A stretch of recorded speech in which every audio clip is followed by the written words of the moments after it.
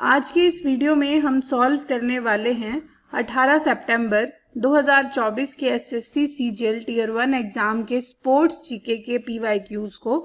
ये जो आपके पास क्वेश्चंस रहेंगे ये हम पूरी एक्सप्लेनेशन के साथ सॉल्व करेंगे, हिंदी और इंग्लिश दोनों मीडियम्स में।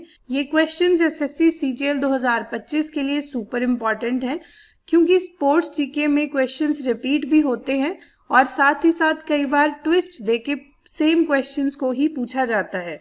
तो आप इस वीडियो को जरूर देखें।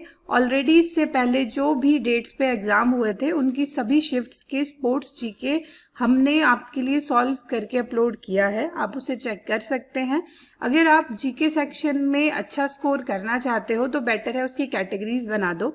अभी हम स्पोर्ट्स जीके को सॉल्व कर रहे हैं, इसके बाद हम दूसरी कैटेगरीज पे बात करेंगे जैसे कॉन्स्टिट्यूशन या आपके पास डांस, ड्रामा, अवार्ड्स, अलग अलग चीजें हैं। और ये पूरी प्लेलिस्ट एसएससी सीजीएल 2025 को क्रैक करने के लिए आपके लिए बहुत ही ज्यादा बेनिफिशियल रहेगी।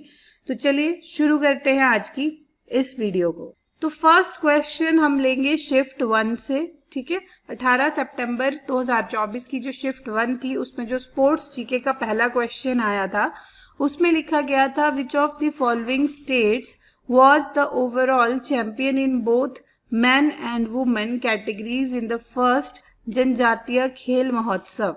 ठीक है, महाराष्ट्र, छत्तीसगढ़, झारखंड, उड़ीसा। नीचे इसकी जो है वो हिंदी ट्रांसलेशन भी है कि निम्नलिखित में से कौन सा राज्य पहले जनजातीय खेल महोत्सव में पुरुष और महिला दोनों वर्गों में ओवरऑल चैंपियन रहा था। तो यहाँ पर जो करेक्ट आंसर है वो है उड़ीसा। ठीक है, इस क्वेश्चन का करेक्ट आंसर उड़ीसा है। थोड़ा इसके बारे में डिटेल में जान लेते हैं ताकि अगर इससे रिलेटेड और भी क्वेश्चन आए तो आप उसे सॉल्व कर सको। जैसे अगर मैं बात करूं जनजातीय खेल महोत्सव के बारे में तो it was organized to promote sports among tribal communities. ठीक है, ये आपको पता होना चाहिए कि जो पहला जनजातीय खेल महोत्सव है वो आदिवासी समुदायों के बीच खेल को बढ़ावा देने के लिए आयोजित किया गया था और इसे उड़ीसा सरकार और जनजातीय कार्य मंत्रालय ने मिलकर भुवनेश्वर में आयोजित किया था। ठीक है, इसे कहाँ आयोजित किया था? भुवनेश्वर में। ये आपको पता होना चाहिए। किन्होंने ऑर्गेनाइज किया था? Ministry of tribal affairs and the government of Orissa. Next यहाँ पर लिखा गया है Odisha emerged as the overall champion in both men's and women's categories, showcasing the state's strong performance and investment in promoting sports at the grassroots level, especially among the tribal youth. ठीक है, अब next question की तरफ बढ़ते हैं।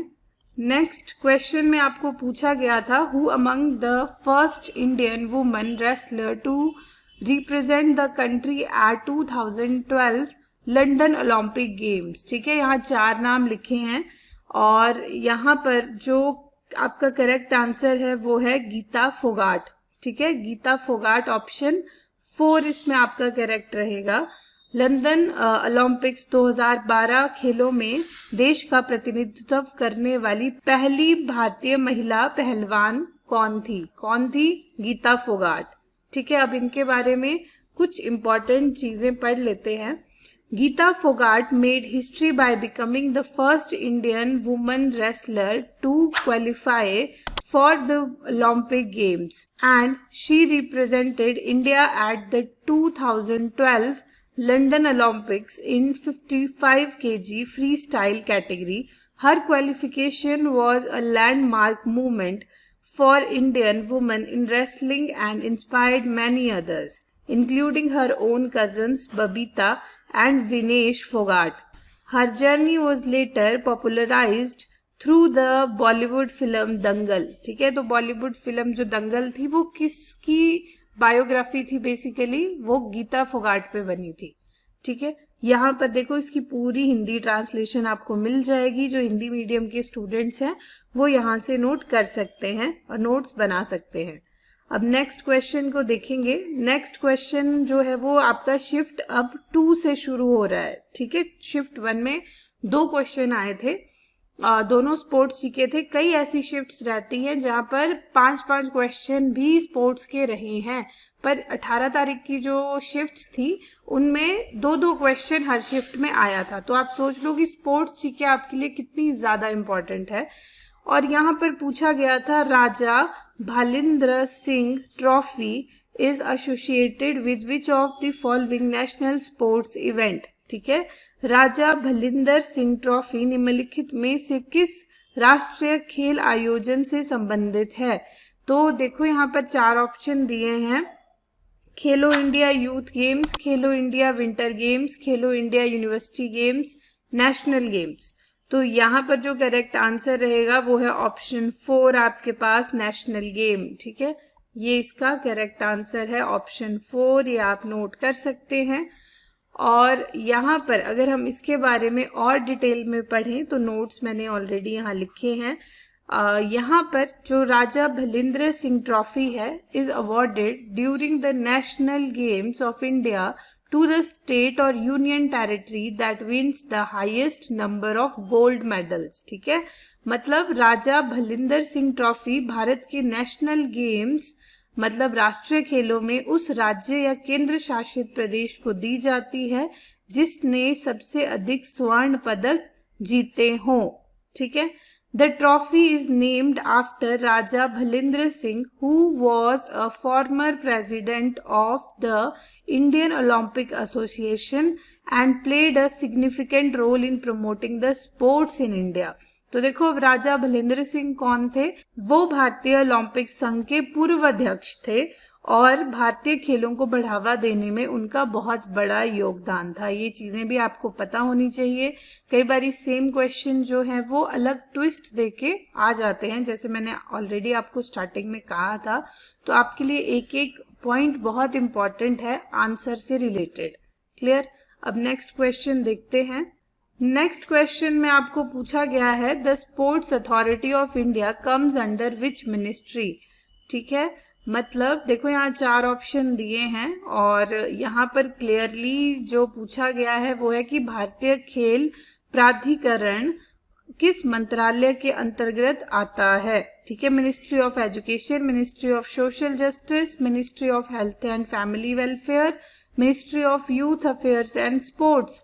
तो यहाँ तो आप क्लियरली बता सकते हो। ठीक है, युवा कार्य और खेल मंत्रालय के अंडर। अगर मैं और डिटेल में बताऊं, The Sports Authority of India is the apex national sports body of India established in 1984 by the Government of India. It functions under the Ministry of Youth Affairs and Sports।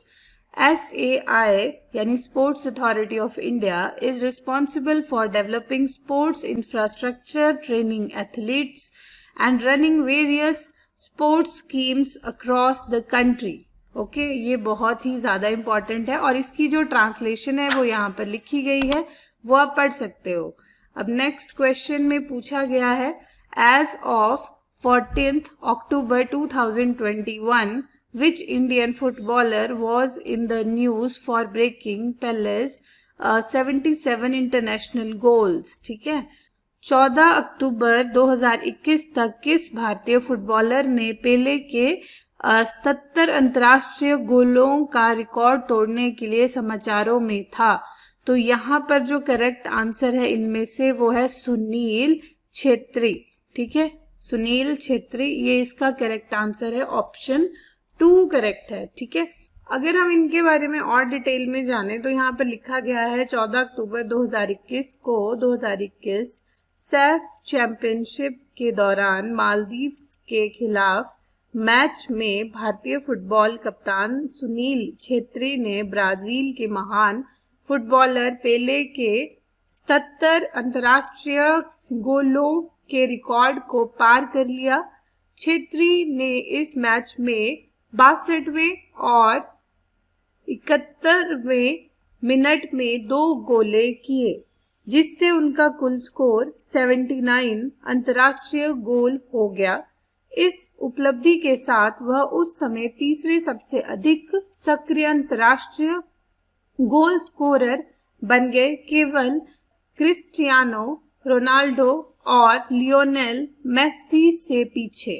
ठीक है, तो इस चीज का आप ध्यान रखना, ये बहुत ही ज्यादा इम्पोर्टेंट हमारे पास एक्सप्लेनेशन है, इससे रिलेटेड क्वेश्चंस आते हैं। अब नेक्स्ट क्वेश्चन देखते हैं। नेक्स्ट क्वेश्चन में आपको पूछा गया है the third edition of the Khelo India university games was hosted by which of the following states. ठीक है, उत्तर प्रदेश, हरियाणा, पंजाब, मध्य प्रदेश। खेलो इंडिया यूनिवर्सिटी गेम्स के तीसरे संस्करण की मेजबानी निम्नलिखित में से किस राज्य ने की थी? तो इन ऑप्शंस में से करेक्ट आंसर है आपके पास उत्तर प्रदेश। ठीक है, यूपी इसका करेक्ट आंसर रहेगा।